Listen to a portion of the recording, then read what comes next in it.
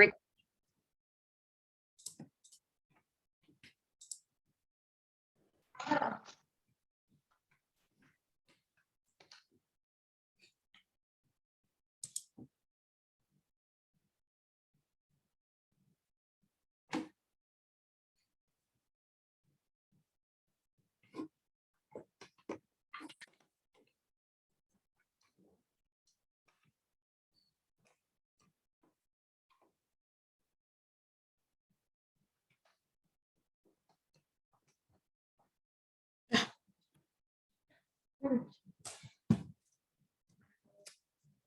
Good evening.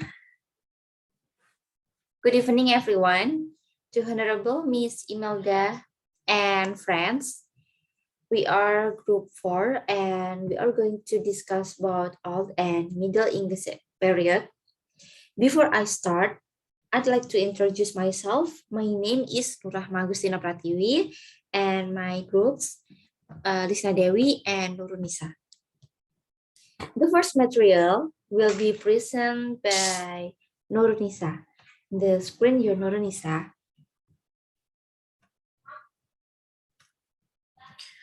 Okay, thank you, Tina. I will explain the material about Old English period 450 to 1066 AD. Number one, in the 5th century, the Germanic invaders conquered and occupied the eastern part of the British island. The Celtic language originally spoken in that area was replaced by the West Germanic dialects spoken by the invaders as the original inhabitants, or the Celts, were killed, relocated, or adopted the language of the now dominant society. Number two, wrongly speaking, the tribes that settled in Britain comprised 3 groups, the Angles, the Saxons, and the Jutes.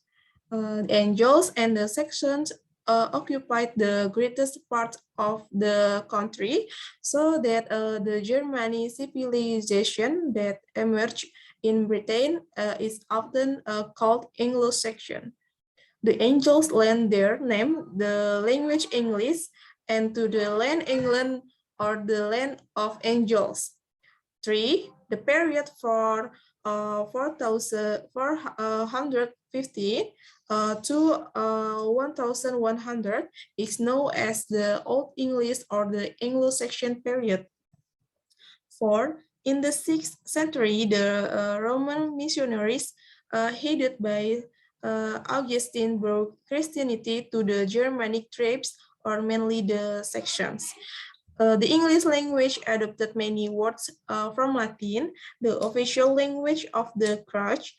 Latin provides not only religious vocabulary, example, abbot, altar, discipline, hymn, nun, mass, pope, and priest, but also a surprising number of what are now everyday words, example, candle, cap, school, and span.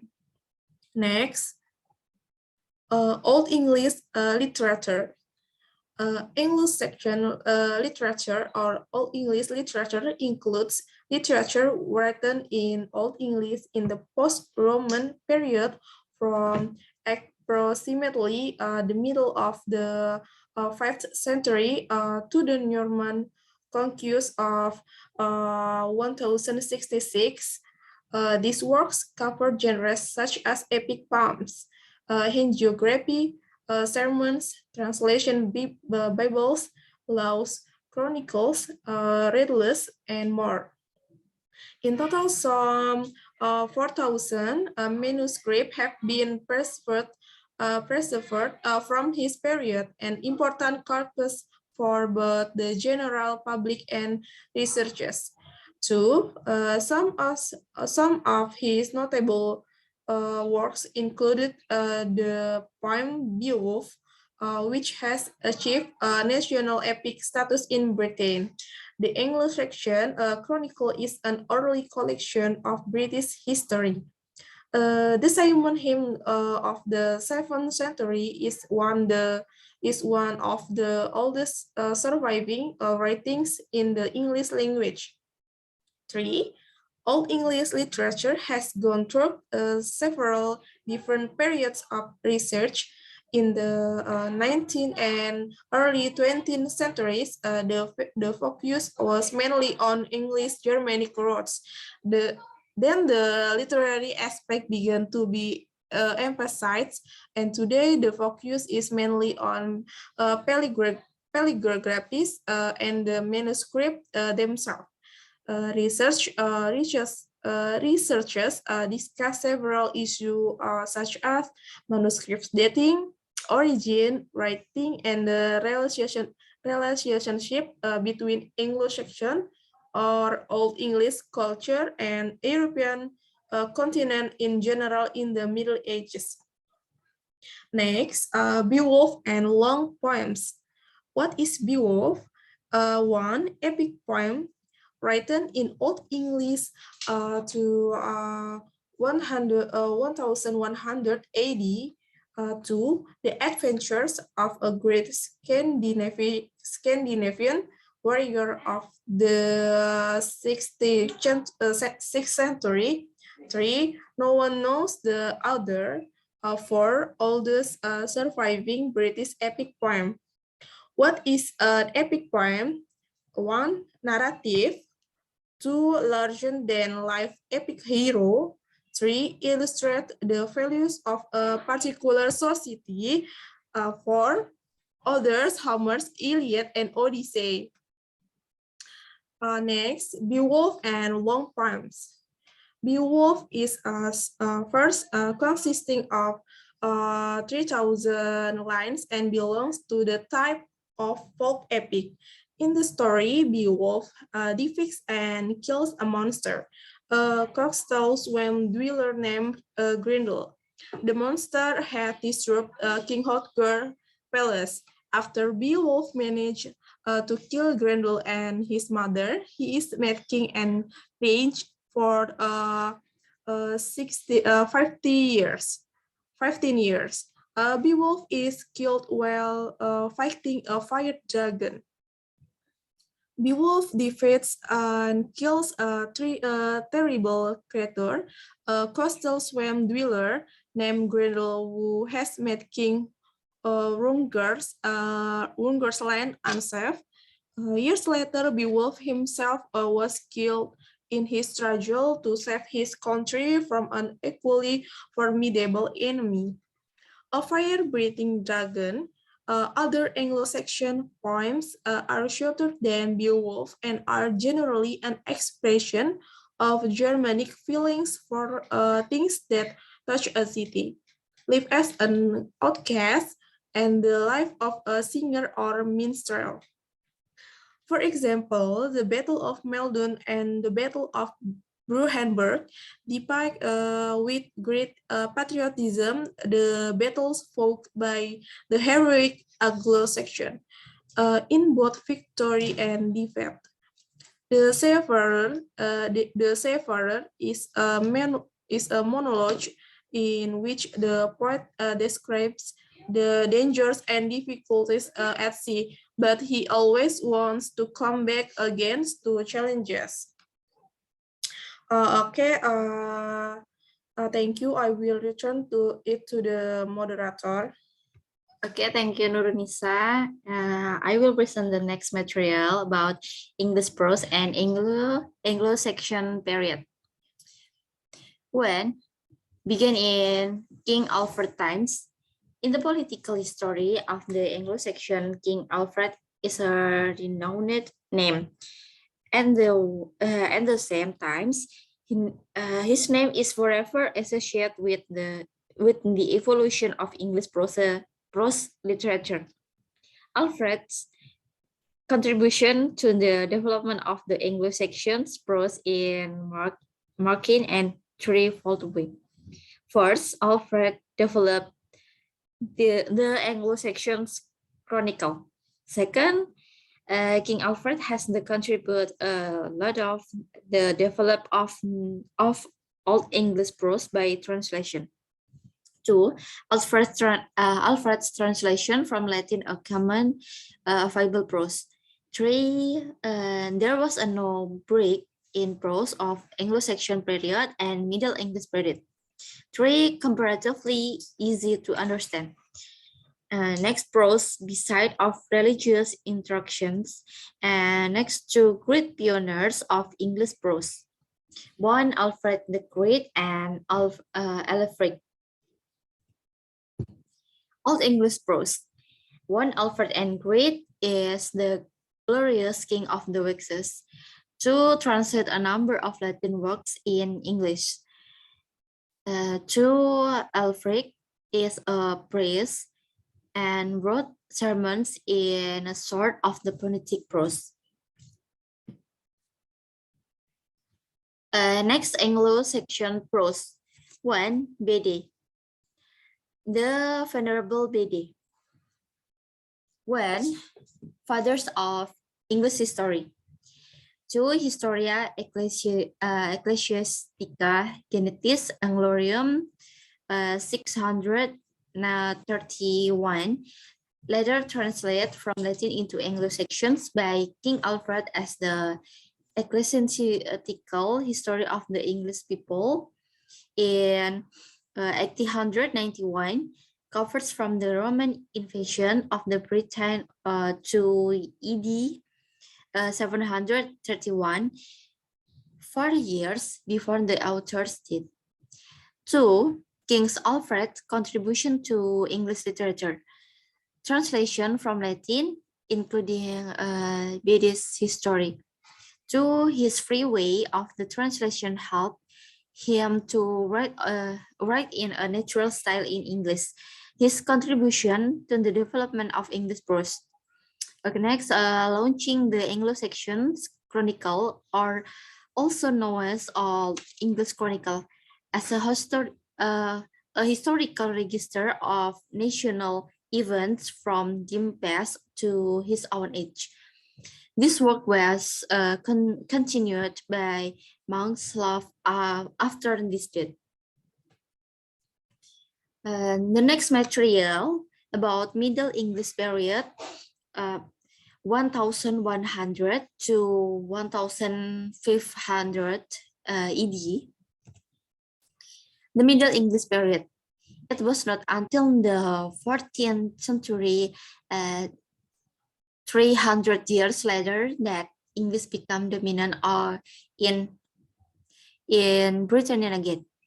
In 1399, King Henry IV became the first king of the England since the Norman consequence, whose mother tongue was English.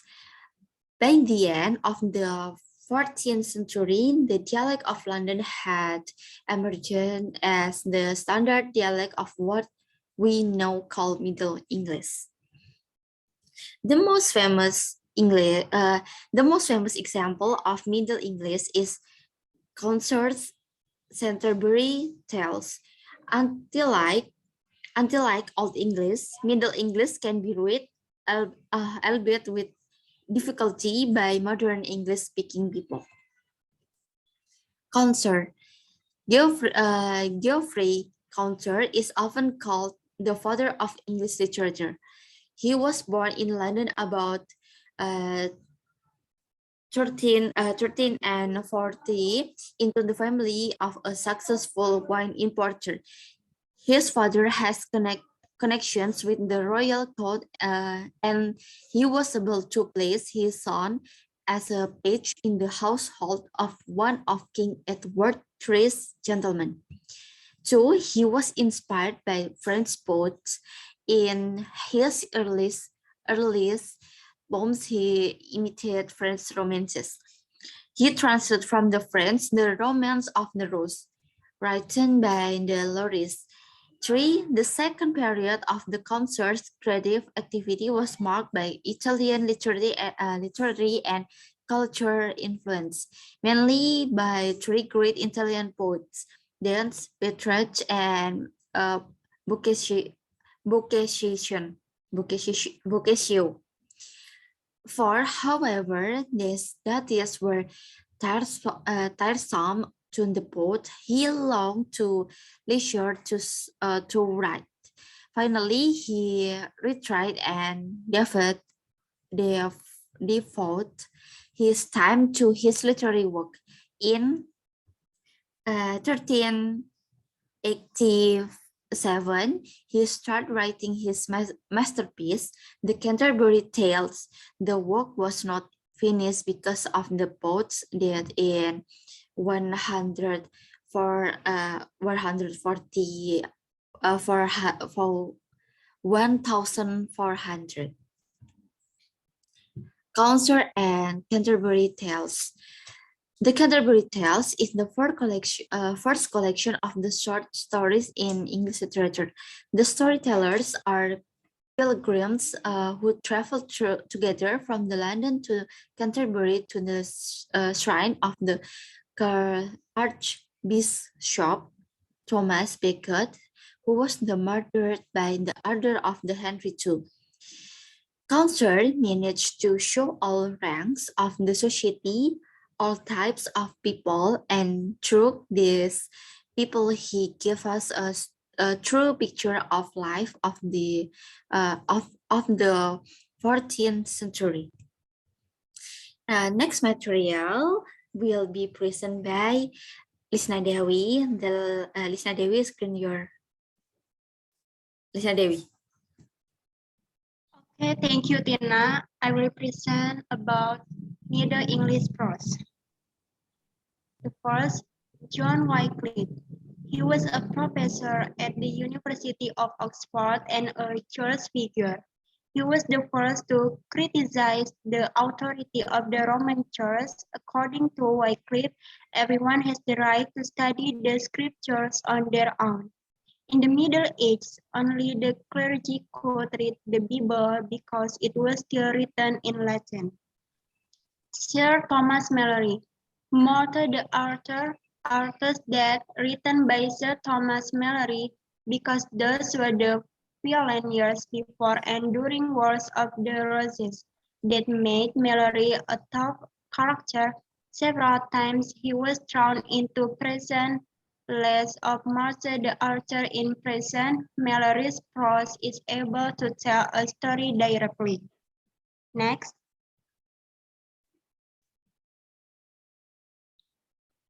Middle English drama. Because the manuscripts of medieval English plays were usually ephemeral performance scripts rather than reading mature, very few examples have survived from what once must have been a very large dramatic literature. The first, miracle or mystery play. Otherwise called miracles or morality or simply miracle plays were sourced in the Middle Ages, representing in the root dramatic from sense from the scriptures and from the apocryphal gospels.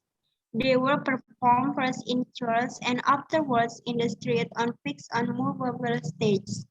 The miracle plays, which were based on the biblical stories and the lives of the saints, had their formal beginnings in the legend liturgical enactment of the church, such as the queen varieties performed.